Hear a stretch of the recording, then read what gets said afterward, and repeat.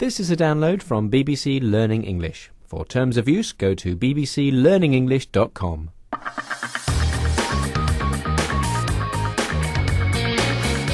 Hi, I'm Yvonne Archer and this is 6 Minute English, and joining me today is William Kramer. Hello, William. Hello, Yvonne. Now, recently I heard an interesting report about how in South Korea only people who are blind are legally allowed to do a certain type of work. But what kind of work? And is that law fair to everyone else, especially to people with other types of disability? Well, they're all good questions, William. But before we find out a few answers, I've got a question for you. Are you ready? As ever. Good. Approximately how many people in the world are living with a disability of some kind?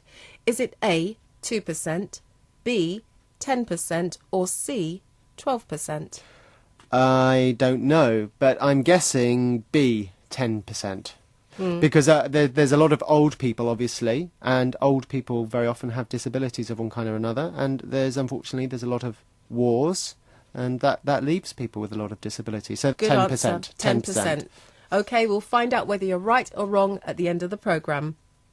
Since 1963, people in South Korea who are blind have been the only ones allowed to work as massage therapists.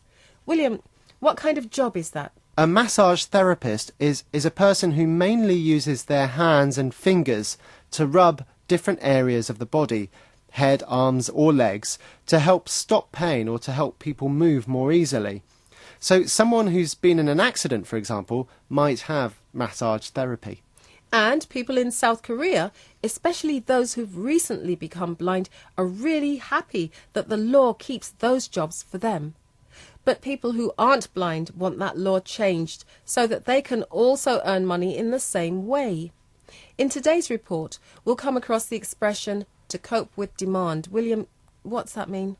If a person or a company copes with demand, they provide what their customers need when they need it.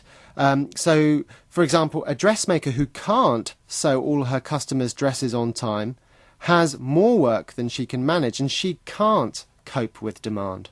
Great. And what does a wash with mean? A wash literally means covered with water, but here it means that there's lots of something. So, for example, if you said London is awash with tourists in the summer, it means that there's lots of tourists in London in the summer.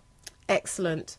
Now, in his report, the BBC's John Sudworth explains that there are about 7,000 massage therapists who are blind in South Korea. But how many people who aren't blind would like to be legal massage therapists too? There may be 7,000, but they can't cope with demand. South Korean cities are awash with massage parlours, barbers' shops and bathhouses, all offering massages by unlicensed, sighted practitioners, an estimated 500,000 of them in total. So the cities in South Korea are awash with all kinds of businesses which offer massages.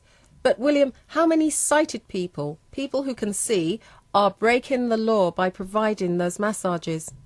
Well, John says that there are about 500,000 people who are working illegally without a licence. That's right. And they've asked the courts to change the law because they believe it's unfair to stop them from earning money, and it actually makes them into criminals by doing massages.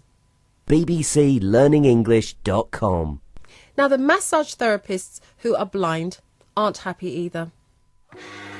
Now, blind masseurs and masseuses have taken to the streets to defend their monopoly. Some massage therapists have even jumped off bridges into the Han River. Wow, that's a powerful protest. They really do want to keep their legal right to be the only group of people who can become massage therapists. They're desperate to hold on to their monopoly. They certainly are. And luckily, so far, no one has been seriously hurt in the protests. Now, even though there's more than enough work for everyone, blind people are worried that this won't always be the case and say it would be really difficult for them to find other types of work. But here's a final question from John, which gives us all something else to think about. So, is massage work a valuable protection for a vulnerable minority, or a patronising excuse for a lack of equality? A question the courts will have to answer. But William, what are your thoughts? Should certain jobs be kept for people with disabilities? I don't know. That's a very, very difficult question. Maybe that's the fairest thing until everyone can apply for every job. I don't know. Well, there's a lot to think about and discuss after the programme. But for now, let's get the answer to today's question. William, approximately how many people in the world are living with a disability of some kind? I said 10%. You're absolutely right. Yay! It's an extraordinary number, isn't it? It is actually. It is a much higher number than a lot of people would think, I believe. Anyway, that's all we've got time for today, but do join us again for more 6-Minute English. Goodbye. Goodbye. bbclearningenglish.com